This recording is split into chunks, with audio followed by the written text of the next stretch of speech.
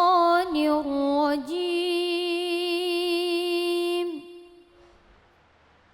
بسم الله الرحمن الرحيم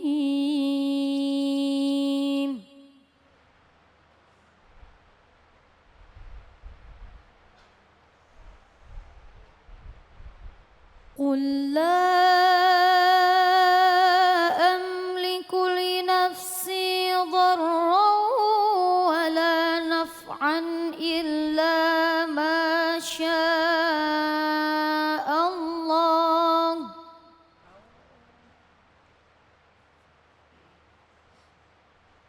لكل أمة أجل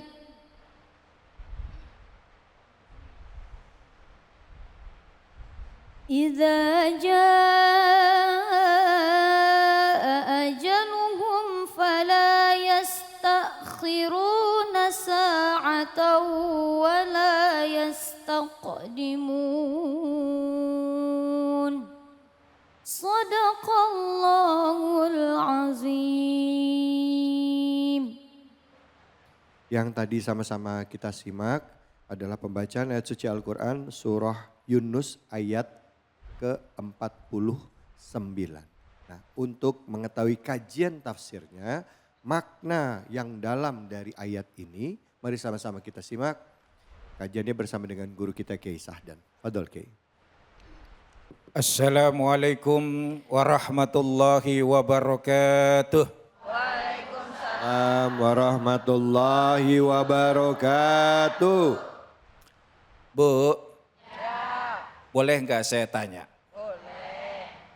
Apa yang paling jauh dari diri kita dalam kehidupan di dunia ini? Kira-kira apa, Bu? Kutub Selatan masih dekat. Langit jauh tapi masih bisa dilintasi, bahkan orang sering melintasi langit. Apalagi langitnya dua. Langit. Di kamar itu Pak Ustadz. Iya. Apa dalam hidup kita yang paling jauh dari diri kita? Yakni masa lalu. Karena tidak ada orang yang bisa kembali lagi menjalani masa lalunya. Sekuat apapun, sehebat apapun dia. Nggak bisa kembali ke masa lalu. Pertanyaan kedua, Bu. Apa yang paling dekat dalam diri kita dalam kehidupan ini? Kematian. Kenapa kematian dikatakan dekat? Karena kullu ma huwa atin qaribun. Setiap sesuatu yang pasti datangnya itu adalah dekat. Dan kematian kalau telah datang, ajal telah tiba, siapapun tidak bisa menundanya, apalagi mempercepatnya. Inilah kandungan ayat diantaranya yang tadi qori'ah kita baca, surat Yunus ayat 49. Likulli ummatin ajal. Setiap umat memiliki ajalnya. Apa maksudnya? Ibnu Katsir dalam tafsirnya mengatakan ay likulli qarnim muddatal minal umri muqaddaratun. Artinya setiap generasi memiliki batas usia yang telah ditentukan bagi mereka. Faiza in qada ajaluhum.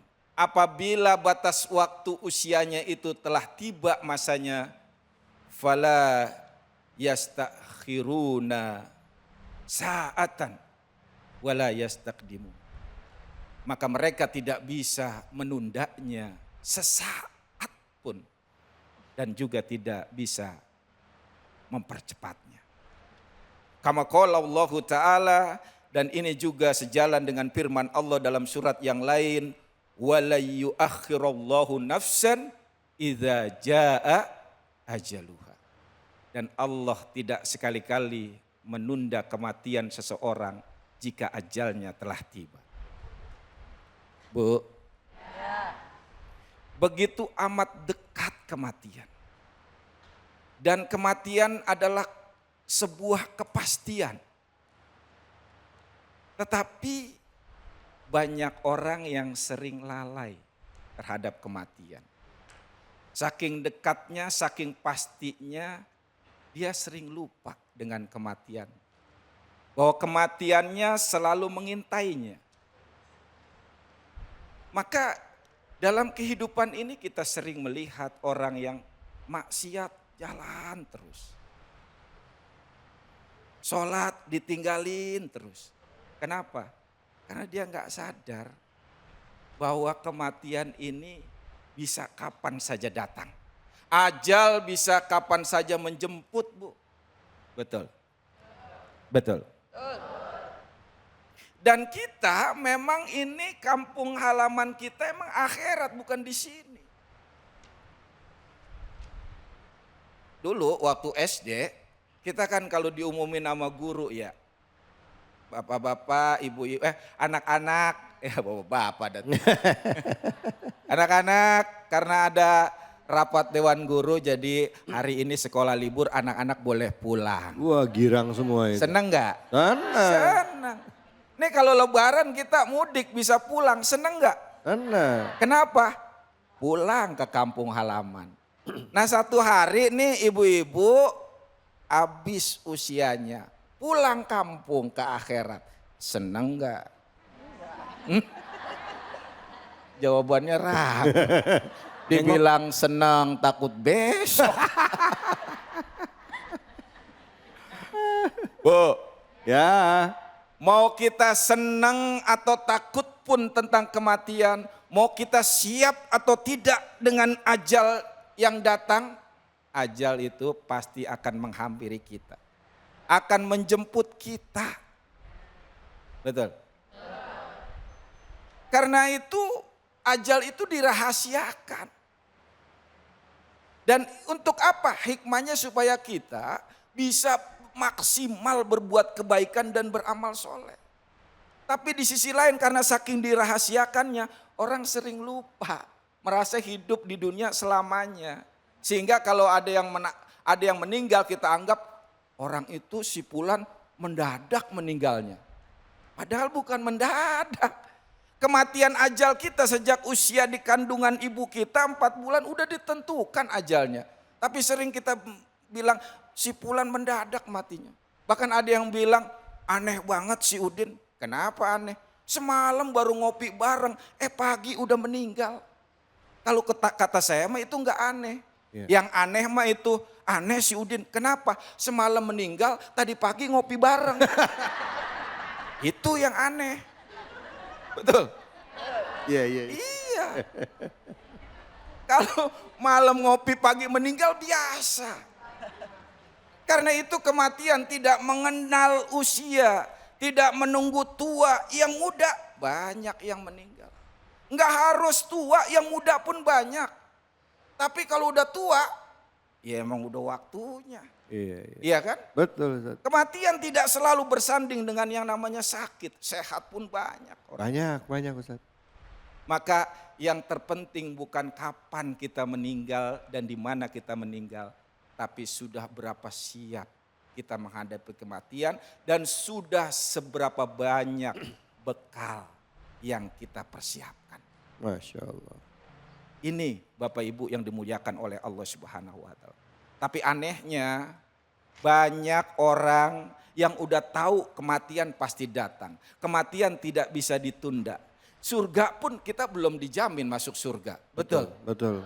Tapi anehnya kok maksiat jalan terus. Anehnya kok sholat mudah sekali ditinggalkan. Kalaupun gak ditinggalkan sering di injury time.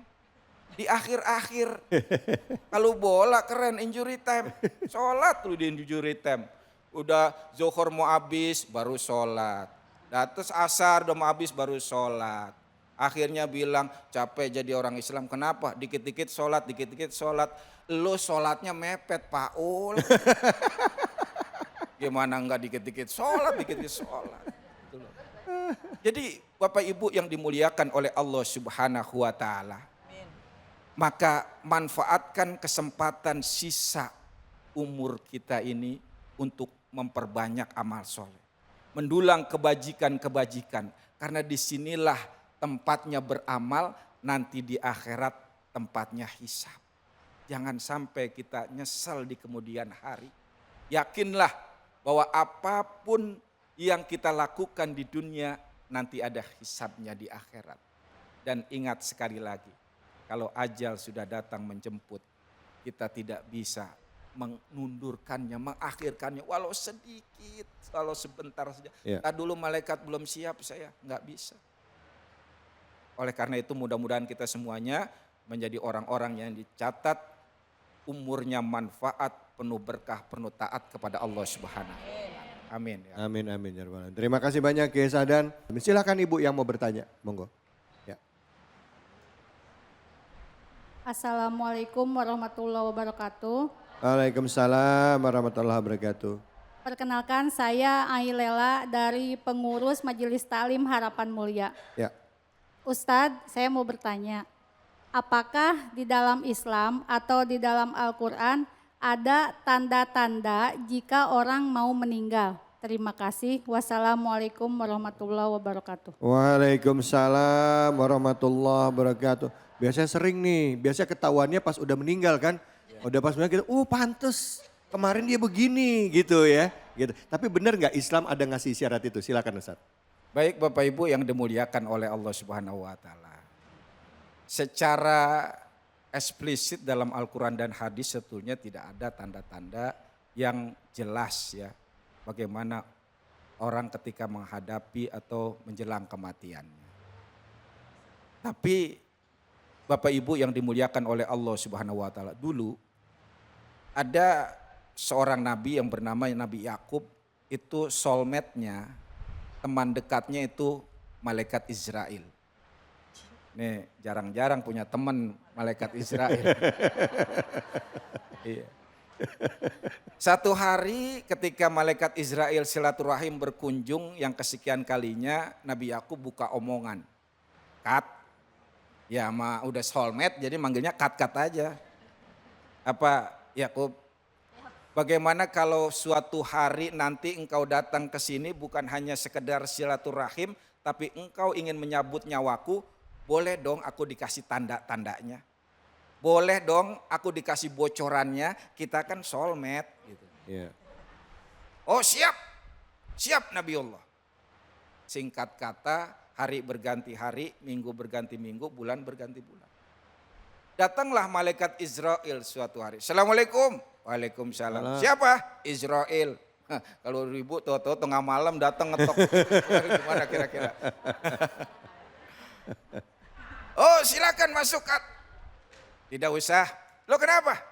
Aku bukan sekedar silaturahim, tapi aku ingin mencabut nyawamu. Loh gimana sih urusannya? Urusan apaan? Omongan kita waktu dulu tempo hari. Omongan apa? Katanya kalau engkau ingin mencabut nyawaku, engkau ngirim tanda dulu. Ngirim utusan dulu. Sudah Yakub. Mana? Sudah aku kirim utusanku. Nggak ada dari kemarin, nggak ada ojek online yang ngasih ke sini. Dulu udah ada ojek online. Belum ada. Bukan ojol. Terus apa? Udah aku kirim delegasi. Aku kirim utusanku untuk mengingatkanmu dan untuk memberitahukan kamu. Mana nggak ada. Coba perhatikan Yakub. Dulu terakhir kita ketemu rambut kamu masih hitam legam mengkilap. Hari ini rambut kamu sudah bertabur putih dengan uban. Allah. Itu utusanku, tanda yang aku kirim kepadamu. Dulu ketika kita bertemu terakhir, kulit kamu masih kencang. Otot kamu masih kuat. Sekarang berangsur kendor, kulit kamu agak mengkeriput. Dulu ketika ketemu kita gigi kamu rapi, tertata indah. Bahkan sekarang banyak anak-anak yang giginya dipagerin. Itu sekarang jatuh berguguran gigi kamu. Dan itu juga utusanku, tanda yang aku kirim kepadamu. Nah pertanyaannya adalah, sudah berapa banyak tanda-tanda yang ada di ibu-ibu ini? Udah dikirim berapa utusannya? Masya Allah. Mudah-mudahan dengan tanda-tanda itu saja membuat kita introspeksi, mawas diri dan memperbaiki amal-amal soleh kita. Semoga kita jadi husnul khotimah. Amin ya rabbal Wallahu a'lam. alamin. Baik, alhamdulillah, terima kasih banyak Kiai Sahdan. Baik, jangan kemana-mana, kita akan lanjut lagi. Tetap di sini, di mana? Di Cahaya Hati Indonesia. Terima kasih banyak Kiai.